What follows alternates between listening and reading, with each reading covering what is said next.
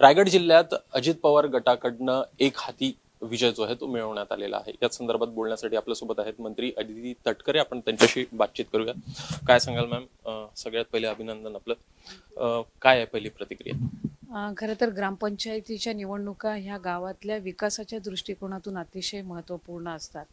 इतर निवडणुकांच्या तुलनेमध्ये मतदानाचा टक्का सुद्धा ग्रामपंचायतीच्या निवडणुकीमध्ये अधिक असतो आणि मला विशेष आनंद आणि समाधान आहे की आदरणीय अजितदादांच्या नेतृत्वाखाली राष्ट्रवादी काँग्रेस पक्ष आणि प्रदेशाध्यक्ष तटकरे साहेबांच्या मार्गदर्शनाखाली आम्ही रायगड जिल्ह्यामध्ये जवळपास सगळ्याच जागांमध्ये आणि ग्रामपंचायतींमध्ये यश मिळवू शकलो.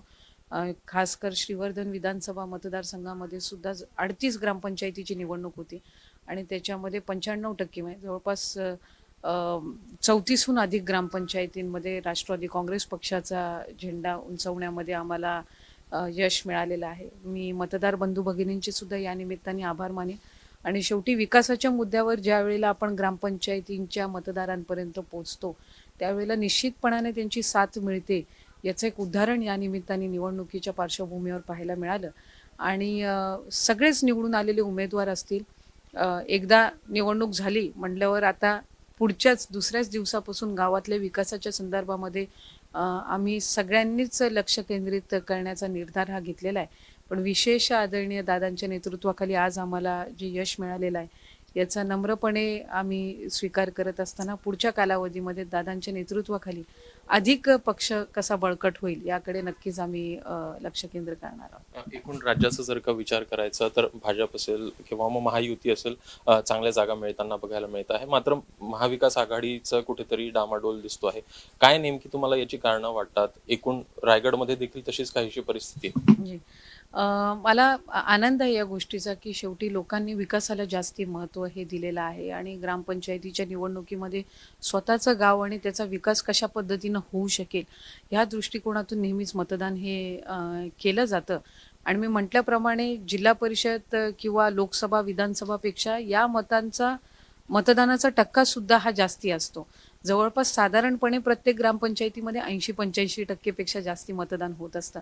त्यामुळे हा कौल हा निश्चितपणाने अतिशय महत्त्वपूर्ण आहे आणि महायुतीच्या सरकारच्या वतीने लढवलेल्या ग्रामपंचायतींमध्ये जवळपास 70-80% यश हे पाहायला मिळतंय जे आत्ता कौल येत आहेत त्याच्यात. अजून 700-800 ग्रामपंचायतींचं मतमोजणी ही बाकी आहे.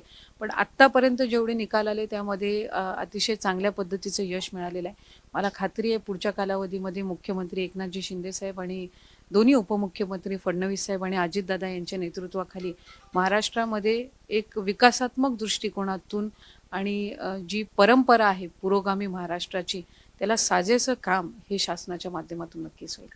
येत्या काळामध्ये देखील लोकसभेच्या निवडणुका आहे. कशा प्रकारची तयारी जी आहे ती तुम्ही पाहता? लोकसभेच्या निवडणुकीच्या दृष्टिकोनातून तर आज एक अतिशय महत्त्वपूर्ण म्हणजे ग्रामपंचायतीचा निकाल लागलाय. त्याच्यानी एक कौल आपल्याला जनतेचा हा नक्कीच लक्षात येतो. शेवटी लोकसभेच्या निवडणुकीला मोदी साहेबांच्या नेतृत्वाखाली देशामध्ये निवडणूक लढवत असताना त्यामध्ये विकासाच्याच दृष्टिकोनातून त्याही वेळेला हा महत्त्वपूर्ण मुद्दा राहील आणि मला खात्री आहे की येणाऱ्या सर्वच निवडणुकांमध्ये महायुतीला अशाच पद्धतीनं यश मिळेल.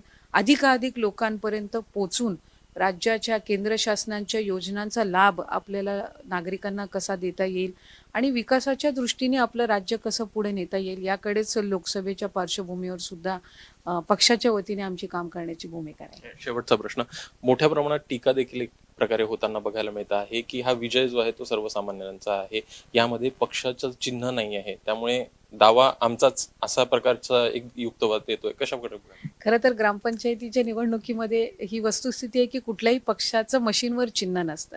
पण अनेकदा ग्रामपंचायतीच्या निवडणुका लढवत असताना ज्या वेळेला पॅनल किंवा सदस्य आणि सरपंच हे उभे केले जातात त्या वेळेला त्या पक्षांचे साधारणपणे उमेदवार हे त्यांना माहिती असतात. त्याच्यामुळे ऑफिशियली जरी चिन्ह नसेल तरी गाव पातळीवर तो कुणाच्या पक्षाचा पॅनल आहे हे साधारणपणे माहिती असतं आणि त्याच्यावरूनच एक कौल हा माध्यमांच्या कडून किंवा तिथल्या तालुक्यातल्या पदाधिकाऱ्यांच्याकडून आपल्याला जाणवतो.